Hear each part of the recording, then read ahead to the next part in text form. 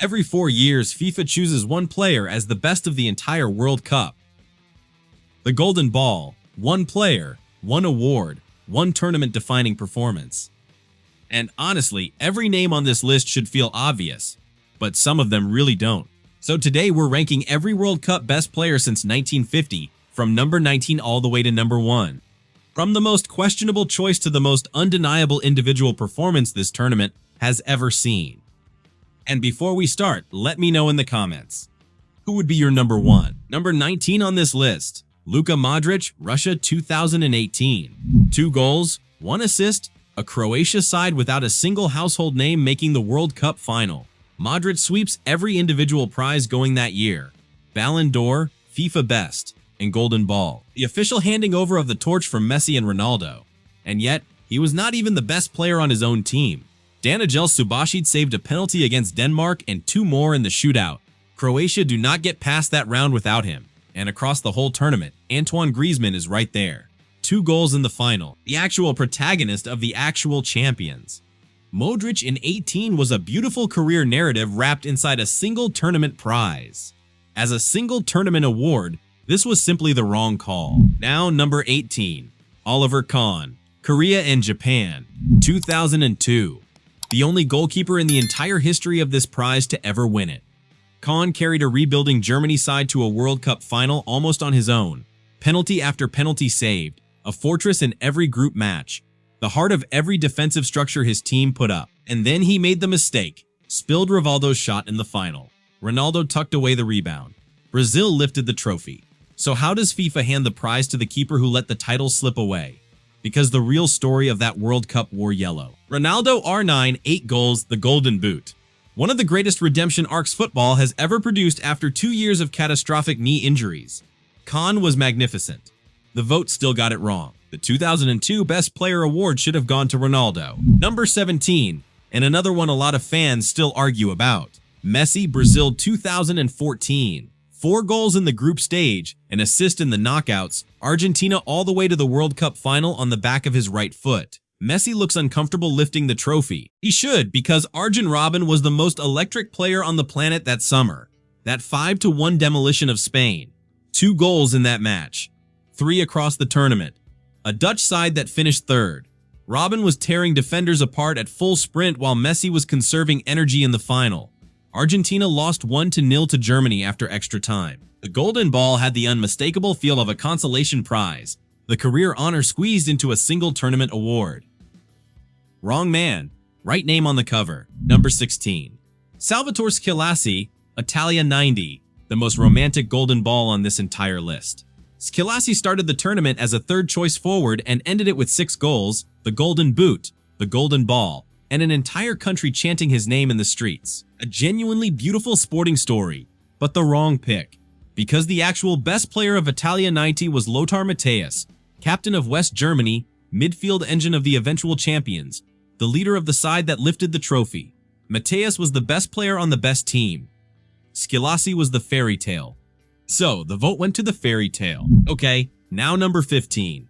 Diego Forlan, South Africa 2010. 5 goals, 1 assist, a shared Golden Boot, and the official goal of the tournament against Germany in the 3rd place playoff. Now here is the detail people miss.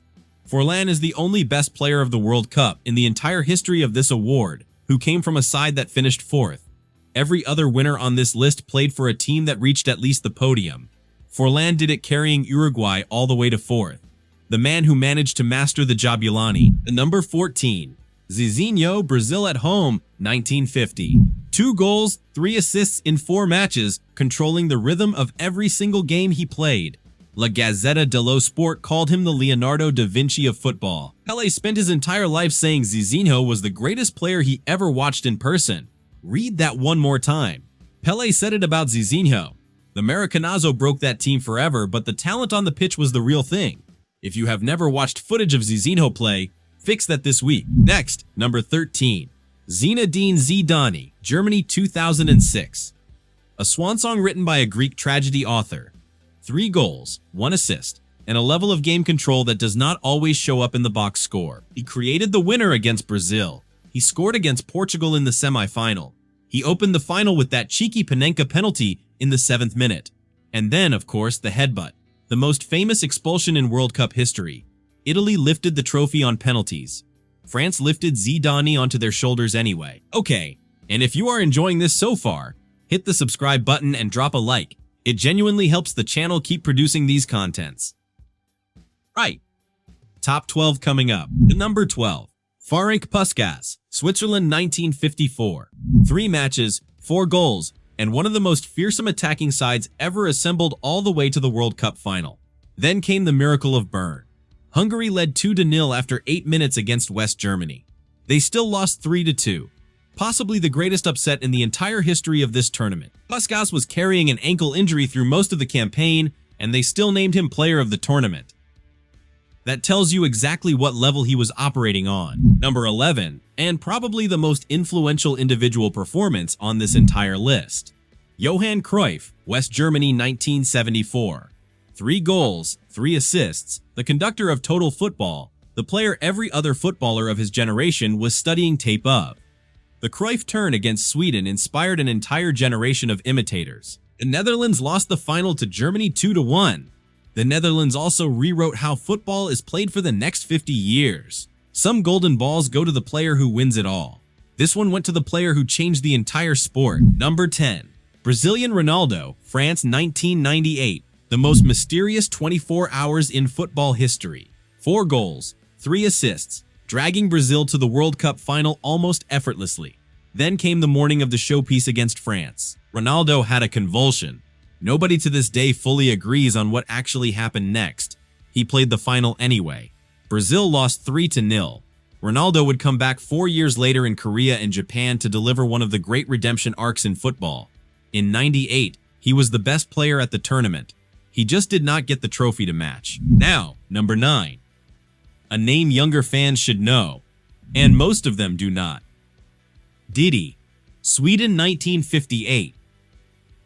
Brazil's first ever World Cup title, and the man pulling every single string in midfield, was Didi, named player of the tournament ahead of Garrincha and a 17-year-old Pelé. 1 goal, but the entire Brazilian team flowed through his feet. He was a midfielder so modern he would slot into a Champions League side today and nobody would notice. The Sweden team Brazil beat in the final was one of the best European sides of the decade. Didi made it look comfortable. Okay, now number 8. Bobby Charlton, England 1966. The first and only time England have ever lifted this trophy. 3 goals in 6 matches, 2 of them in a semi-final performance against Portugal that ranks among the great individual displays in English football history. He did not just score.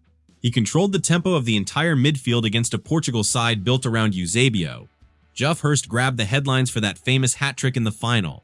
The engine of the title run was Charlton, and every single player around him knew it. Number 7. Mario Kempes, Argentina at home, 1978. 6 goals, 1 assist, 2 of those goals in the final against the Netherlands. Kempes picked up the Golden Ball and the Golden Boot in the same tournament. A complete sweep. Now, that World Cup is politically complicated. It happened under a military dictatorship, and the stories around the Peru match have followed it for decades. But on the pitch, Kempes was untouchable. He carried Argentina to their first ever World Cup title, and he did it as a number 11 dropping in from the left. Number 6. Paolo Rossi, Spain 1982. Football's greatest second act, full stop. Rossi was banned from football for 2 years over the Totonero match-fixing scandal. He came back, was named in the Italy squad, played the first 4 matches and did not score once. And then he hit a hat-trick against Brazil. 6 goals total. Italy lifted the trophy. Rossi walked off with the Golden Ball, the Golden Boot, and the Ballon d'Or in the same calendar year. The hat-trick against Brazil in '82 is not a fact. It is folklore. Top 5. Number 5 on this list. Garrincha, Chile 1962. Pelé pulls a muscle in the second group match and is out for the rest of the tournament. Brazil should crumble. They do not, because Garrincha is on the pitch, and he is about to deliver one of the most unstoppable individual tournaments football has ever recorded. 4 goals, 2 assists, 6 matches. A second consecutive Brazilian World Cup title with Pelé sitting in the medical room watching. He shared the Golden Boot with Vavá on 4 goals each. The dribbling numbers from that tournament are often cited, and even with every reasonable discount for the era, what Garrincha was doing to defenders in Chile was at a completely different speed entirely. A bent-legged winger from a poor Brazilian town, carrying the favorites across the line on his own. There is no modern equivalent. There has never been a modern equivalent. Well, number 4. Romário, United States, 1994. The face of Brazil's 4th ever World Cup title.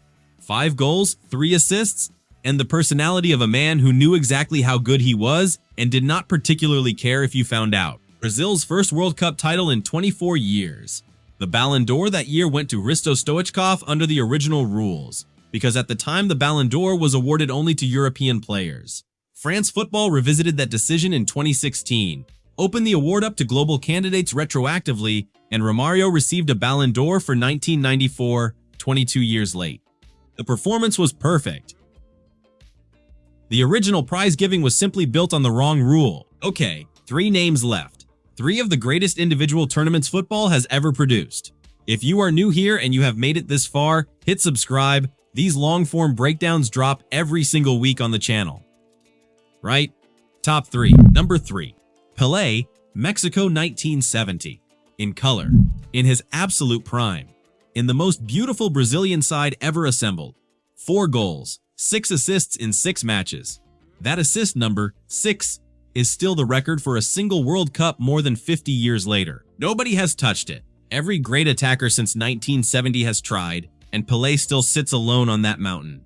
The almost goal against Czechoslovakia from inside his own half. The dummy on the goalkeeper against Uruguay where he did not even need to touch the ball. The header that Gordon Banks somehow saved against England. Pelé was 29 years old at the peak of his powers in a side that played like a fever dream. The 3rd best individual tournament in World Cup history. Quietly one of the most unanswerable performances in the entire history of the sport. Number 2. Messi, Qatar 2022. 7 goals, 3 assists in 7 matches. Argentina beat France on penalties after a 3-3 thriller in the final that swung 4 different ways across extra time, widely considered the greatest World Cup final ever played. Messi scored in every single knockout round. He was named Player of the Match in 5 different games at the same tournament. The 2nd Ballon d'Or of his entire career came directly off the back of this campaign. For 2 decades, people debated whether anything was missing from his trophy cabinet. In Qatar, he closed that conversation forever. The man who had never quite delivered a definitive World Cup moment produced the most complete one football has ever seen, at 35 years old, in the very last tournament he was ever going to play. And the number 1 on this list, Diego Maradona, Mexico 1986. 5 goals, 5 assists in 7 matches. The most individually dominant World Cup of the modern era. Full stop. There is no real second place to this conversation. The goal of the century, a 60-yard slalom past 5 English players including the goalkeeper. The hand of God 5 minutes earlier in the same quarterfinal. 2 moments that will outlive every single person watching this video, both delivered against England, both inside the same 90 minutes of football. Then Maradona repeats the trick against Belgium in the semifinal with 2 more outrageous goals. Then he creates the winner in the final against West Germany with the pass to Burruchaga. Argentina lift the trophy. Maradona did not play in a great Argentina side. Maradona was the Argentina side. Single-handedly carrying a team to a World Cup is a phrase football fans throw around far too easily. In 1986, it actually happened. 1 player, 1 tournament, the perfect example of what this award is supposed to represent. So there it is. 19 best players of the World Cup, from the most questionable pick to the most unanswerable performance ever produced on this stage. A few of these were perfect, a couple were sentimental, and 1 or 2 were just plain wrong. Every single choice, though, tells you something about what the football world valued in that exact moment in time. So tell me, who is your number 1? Was Pelé in 3rd the right call? Did Modric really deserve to be down at 19? Drop your take in the comments. The best replies usually start an argument. If this topic interested you, there is another video right here on the channel about World Cup. I'll see you in the next one. Take care.